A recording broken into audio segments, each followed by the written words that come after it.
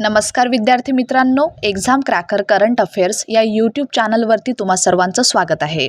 आज आपण बघणार आहोत 5 डिसेंबर 2025चे चालू घडामोडीतले टॉप 10 महत्त्वाचे प्रश्न, जे सर्व प्रकारच्या स्पर्धात्मक परीक्षांसाठी तुम्हाला उपयुक्त ठरतील।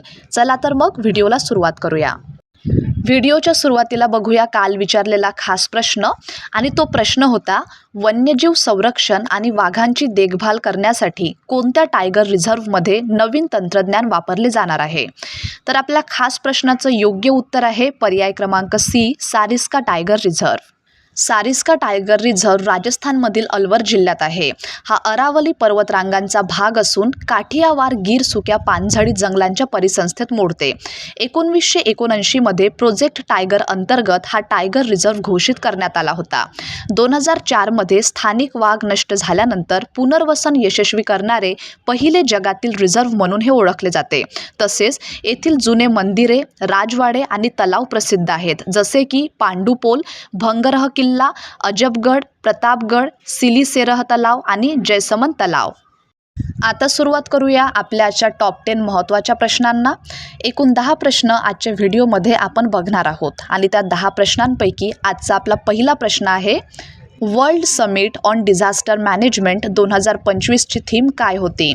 तर या प्रश्नाचं योग्य उत्तर आहे पर्याय क्रमांक बी, सशक्त समुदाय निर्मितीसाठी आंतरराष्ट्रीय सहकार्याची मजबूती। World summit on disaster management 2025 Dehradun येथे आयोजित करण्यात आले। 4 डिसेंबर 2025 रोजी डॉक्टर जितेंद्र सिंग यांनी उत्तराखंडच्या आपत्ती इशारा प्रणालींच्या महत्त्वाच्या सुधारणा जाहीर केल्या।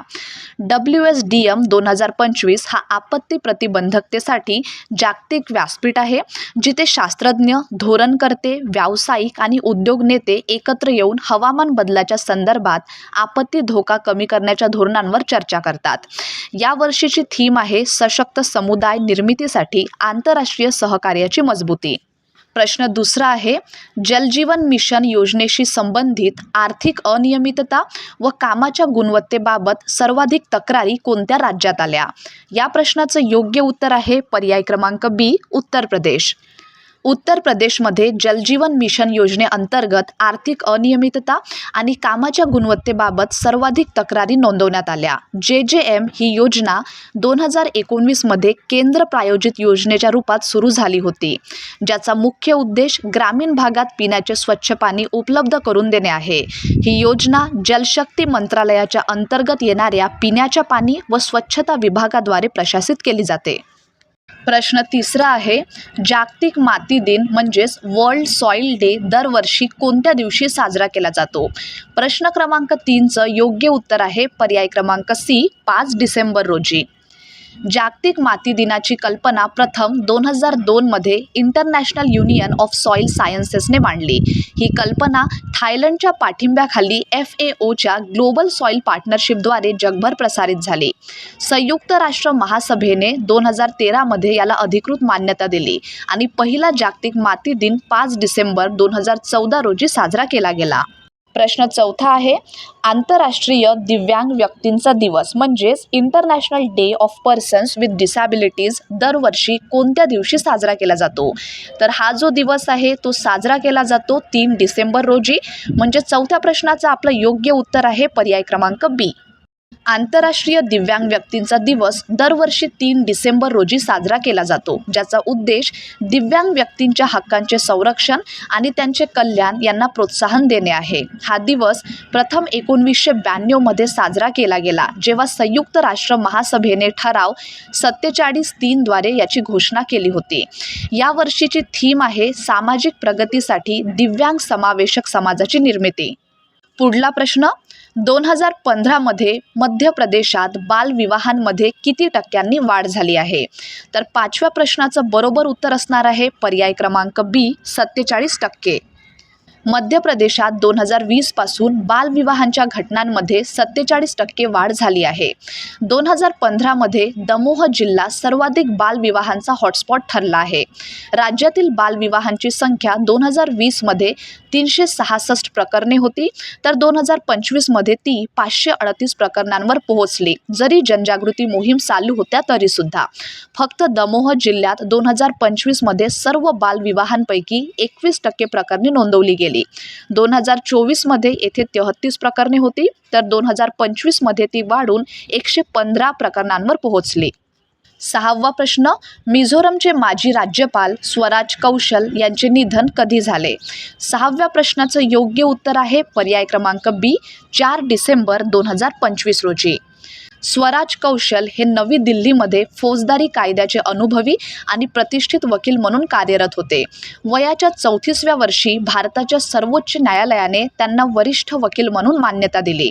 यानंतर वयाच्या 37व्या वर्षी त्यांनी मिझोरमचे राज्यपाल हे पद स्वीकारले आणि 1990 ते 1993 या कालावधीत त्यांनी आपली जबाबदारी यशस्वीपणे पार पाडली. 7वा प्रश्न, पुनर्रचित वितरण क्षेत्र योजना RDSS अंतर्गत केंद्र सरकारने किती निधी जाहीर केला? या प्रश्नाचं बरोबर उत्तर आहे 37,000 कोटी, म्हणजेच पर्याय क्रमांक बी.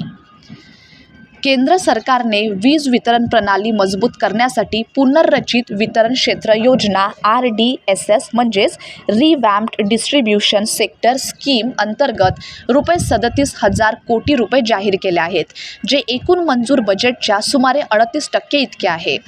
RDSS ही केंद्र सरकारची महत्त्वपूर्ण पुढाकार योजना असून देशातील वीज वितरण कंपन्यांची कार्यक्षमता आणि आर्थिक स्थैर्य सुधारण्याचा तिचा उद्देश आहे.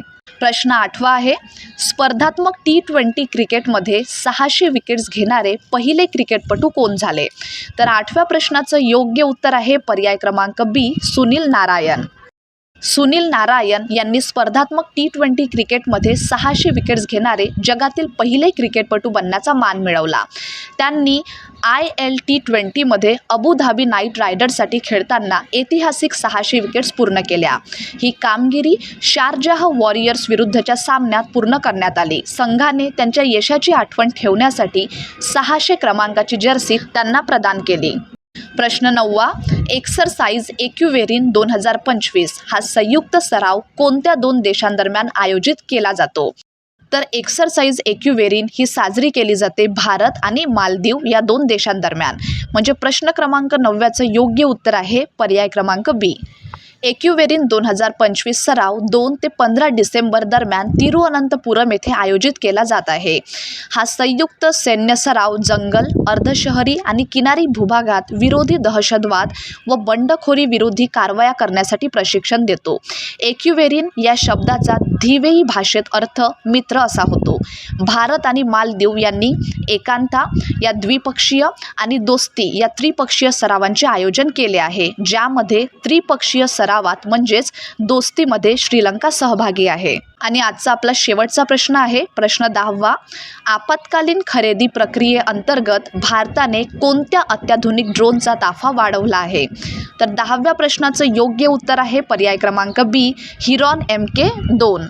हिरॉन MK2 किंवा हिरॉन MK2 हा मेल श्रेणीतील UAV असून त्याची उड्डाण क्षमता 24 तासांपेक्षा जास्त आहे. याची पेलोड क्षमता सुमारे 500 किलोग्राम इतकी आहे. या UAVमध्ये synthetic aperture radar, electro optical sensors, signal intelligence आणि उपग्रह संचार यासारखी अत्याधुनिक वैशिष्ट्ये समाविष्ट आहेत. भारताने मेक इन इंडिया उपक्रमाअंतर्गत 87 मेल ड्रोनच्या खरेदीसाठी RFP म्हणजेच रिक्वेस्ट फॉर प्रपोजल जारी केली आहे. तर विद्यार्थी मित्रांनो, हे होते आपले आजचे टॉप 10 महत्त्वाचे प्रश्न. आणि आता बघूया तुमच्यासाठीचा खास प्रश्न, ज्याचं उत्तर तुम्हा सर्वांना कमेंट बॉक्समध्ये द्यायचं आहे. आणि तो प्रश्न आहे, अमेरिकेने नुकतेच कोणत्या प्रदेशाबाहेरील 19 देशांसाठी व्हिसा प्रक्रिया थांबवली आहे?